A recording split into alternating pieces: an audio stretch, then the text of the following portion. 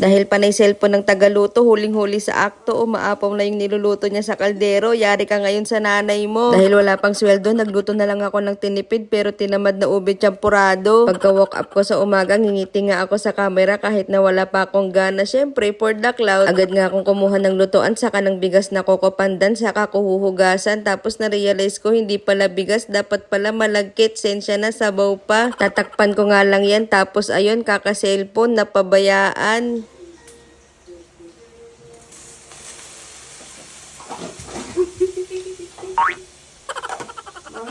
Nakampante nga ako pag nagluluto kasi ako sa rice cooker, hindi umaapaw ng ganito kahit pabayaan mo. Na-underestimate ko nga tong niluluto ko, nagawa ko pang ang makichismis sa may labas ng bahay ng mama ko. Nakwento pala kasi ng tita ko, pwede rin pala ang ube sa champurado. Meron ngang gatas dito sa vintage na cabinet ni Ate Rose pero hindi ako sigurado kung pwede yung ube makapuno flavor. O edi pagpalpak, gawin na lang makapuno balls. Nilagay ko nga yung isang buong condensed na lata para mas malasa pero hindi ko na tinikman kung lasang diabetes ba. Yari ako nito kay Ninang Thea. Bakit ganun yung voice over? Parang papunta na sa may lalamunan sa plema. Duro mo muna kaya. Bala ka dyan, dada. Ayoko na umulit mag voice over. Pagod na kaluluwa ko sa pag-edit pa lang. Sumasabay pa tong mga tilaok ng manok. Ay, ilang oras na naman tayo mag-voice over nito. Kakaulit. Parang gusto ko na lang mag-ulam mamaya ng tinolang native. Hoy, joke lang.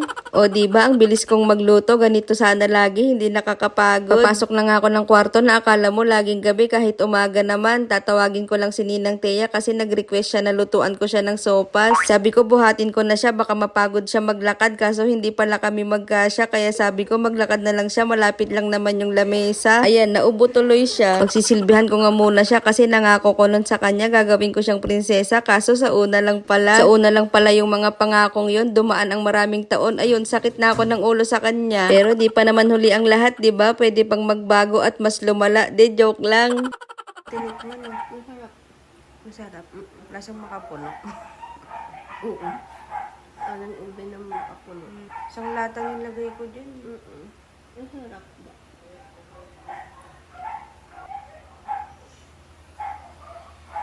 Love you. Thank you. Siyempre, hindi pwedeng hindi ako kakain ngayon. Aba, nagutom ako magluto kahit di ako napagod, no? Buti na lang nagluto yung bayaw ko na si Wen ng tinortang talong. Tapos, sakto may natirang sausawan kahapon. Pero magkamay. Magkamay pati. Ang sarap ng ulam, buti na lang hindi ako yung nagluto. Sarap sana sa kape to, kaso hindi pa kayang magtimpla ni Ninang Thea dito dahil hindi pa siya nakaka-recover sa kanyang trangkaso, kaya tubig-tubig na lang muna tayo. Sili. Laki mo.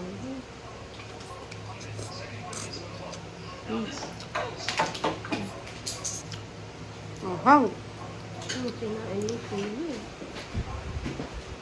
Akala ko yung maanghang. Na-over-intimate ko ngayong anghang ng sili. Akala ko, kaya ko. Akala ko mababaw lang. Ang lalim na pala ng nararamdaman ko sa'yo. Huy, ano daw?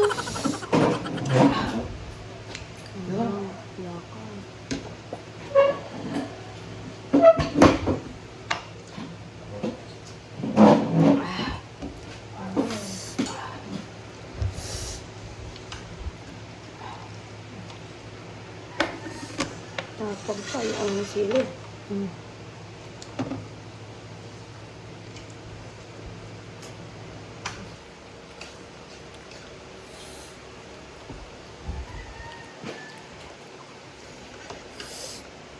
tayo na may kanin. Try mo na may kanin. Try mo na may kanin.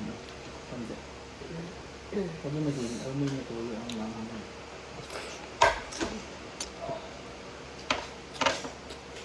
Hindi mo maubos? Yan, trangkaso? Siguro. Kasi lahat meron eh. Kabusipon. Sa katawan. Ha? Pagtrangkaso. It's either trangkaso or COVID.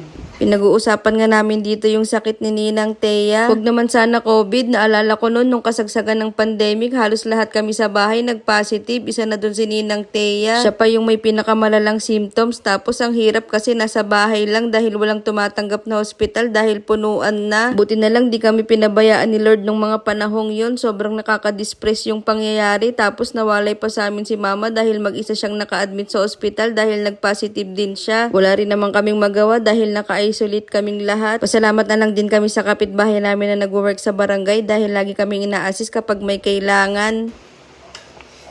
Kasama, dinidikit kami. Diyan kasi pahinga ng mga employee dun eh.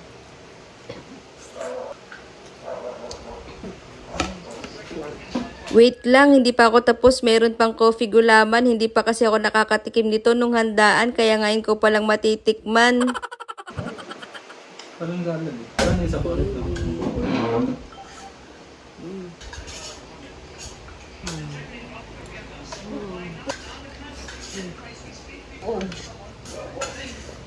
sarap yun. Hindi ko, inom ako. Empty, parang kawawa naman. Kawawa yung empty. Ayun lang naman, sana hindi ko kayo na-inspire sa video na to. Maraming salamat sa lahat ng nanood. Paalam!